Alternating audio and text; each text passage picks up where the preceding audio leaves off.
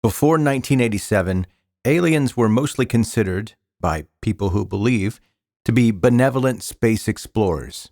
Then, a decorated CIA pilot, with one of the most famous names in aviation, dropped a document on an early internet bulletin board that changed everything. John Lear claimed the U.S. government didn't cover up alien contact to prevent panic. They covered it up because they'd signed a treaty that turned humanity into a renewable resource. This is his story.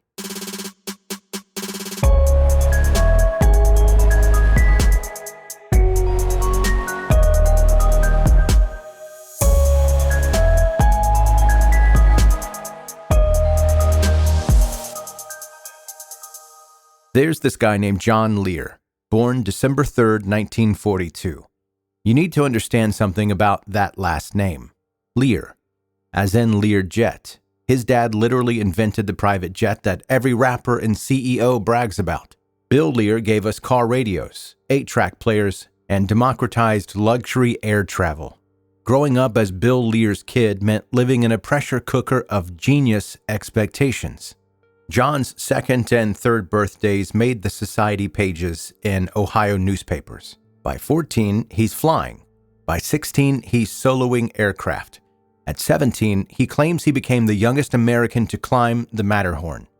This kid is living life at maximum intensity. But having Bill Lear as your father meant dealing with the demanding patriarch who expected perfection. And John was rebellious. In 1962, at boarding school, he crashes a biplane doing stunt flying, emergency tracheotomy, 5-hour surgery, with a long recovery, but he didn't let it slow him down. When Bill Lear died in 1979, John essentially got nothing in the will. His kids got taken care of, but John himself was excluded. John Lear had the name, the connections, the skills of American royalty, but he also had the grievance of someone who'd been cast out. Between May 23rd and 26th in 1966, John and a crew flew around the world in a Learjet, 22,000 miles in 50 hours and 39 minutes. It's a world record. That same year, he piloted the Byrds, the band. They wrote a song about the flight called 242 Foxtrot. From 1967 to 1983, John Lear flew for the CIA. Vietnam, the secret war in Laos. He piloted aircraft for companies that looked like civilian cargo operations, but were CIA proprietaries. This was the most dangerous flying on Earth at the time. Monsoon weather, dirt strips carved into mountains, anti-aircraft fire, and officially, you're not even there. If something happens, they don't know you. When John Lear starts talking about secret government programs and black budgets, people listen. He's someone who actually flew the black helicopters. He knows how the government hides things because he was one of those things that they hid.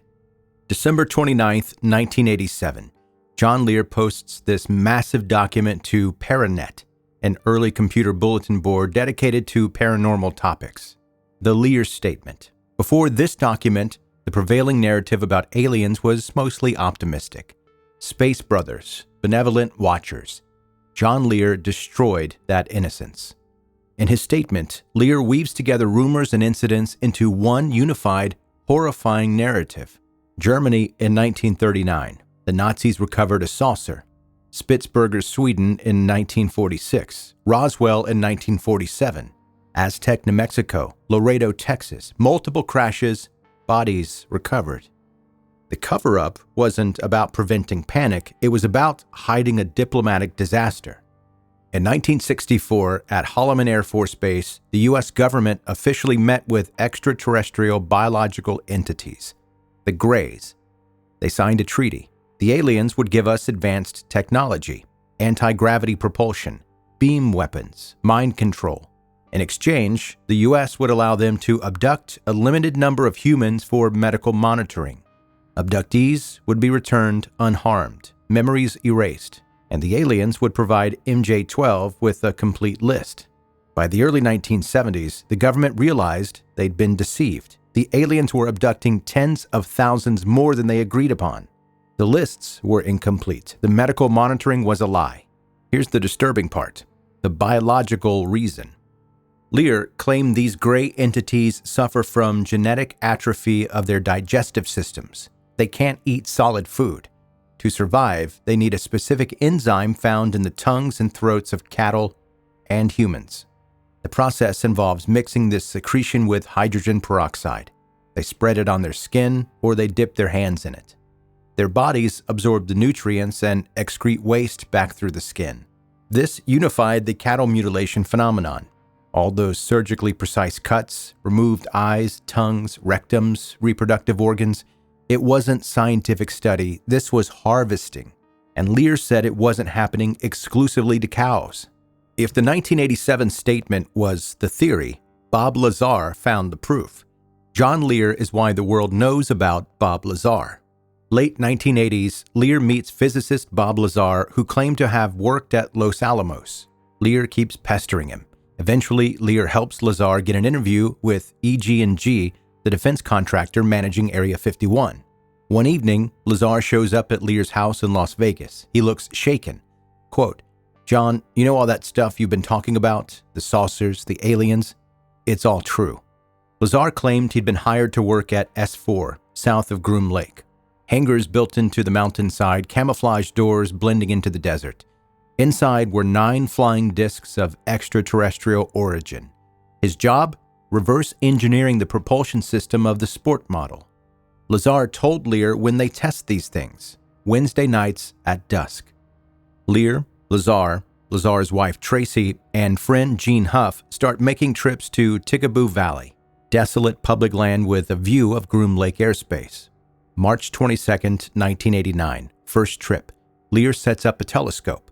They see a bright, elliptical light rise from the mountains. Through the telescope, Lear describes a gold-colored orb performing maneuvers conventional aircraft can't do. Instantaneous stops, silent acceleration.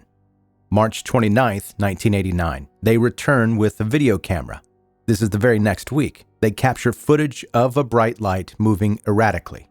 April 5, 1989, the final trip. They get intercepted.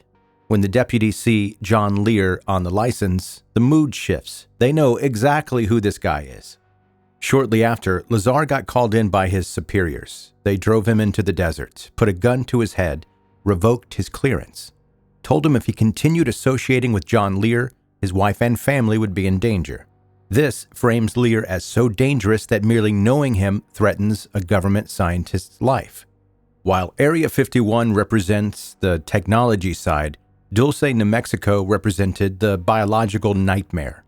Dulce is a small town on the Jicarilla Apache Reservation, and according to Lear and researcher Paul Benowitz, there's a massive biogenetics laboratory jointly owned and operated by the U.S. government and the Greys. Lear circulated the Dulce papers, 7 levels going deep into the earth. Level 1, security. Level 2, housing. Level 3, executive offices. Level 4, parapsychology research. Level 5, where the Greys live. Then Level 6, Nightmare Hall. Based on testimony from alleged former security officer Thomas Costello, Lear described multi-armed humans, human-animal hybrids, rows of cages containing humanoid creatures, some drugged, some crying for help, and the vats, massive vats filled with amber liquid. Floating inside were parts of human bodies, torsos, arms, legs. They're being grown or harvested. Lear popularized the Dulce Wars story, a violent conflict in 1979 deep inside the base. In the firefight, 66 human special forces soldiers and scientists were killed by alien beam weapons. In his final years, John Lear's focus shifted to the sky. The entire solar system, he argued, is a designed enclosure, a prison. Lear also rejected NASA's consensus about the moon. He claimed the moon has 64% of Earth's gravity and a dense, breathable atmosphere. The most disturbing aspect is the soul catcher mechanism. There's a massive structure on the moon. When a human dies, the soul is released. That white light people report in near-death experiences, according to Lear, it's a trap. The intake mechanism. Once captured, the soul gets wiped of memory and recycled back into Earth into a new body. The entities running this farm feed on emotional turmoil, fear and confusion. So here's the central question about John Lear. Was he a brave whistleblower revealing a horrific reality, or was he a victim of counterintelligence? If you want to hide a secret aircraft program, you feed the local conspiracy theorist stories about soul catchers. When someone claims your classified airplane is an alien device, reasonable people stop investigating. They think you're a kook. Regardless of whether his claims are true, John Lear constructed the modern mythology of UFO conspiracy. Before him, the government was hiding aliens. After him, the government was colluding with them. John Lear died on March 29, 2022. He left behind a universe where the moon is watching us, where the government is selling us, where our souls are currency. Whether he exposed the greatest cover-up or became the architect of modern UFO paranoia remains an open question. But his story changed how we think about secrecy, power, and what happens when someone with legitimate credentials starts talking about things that sound impossible.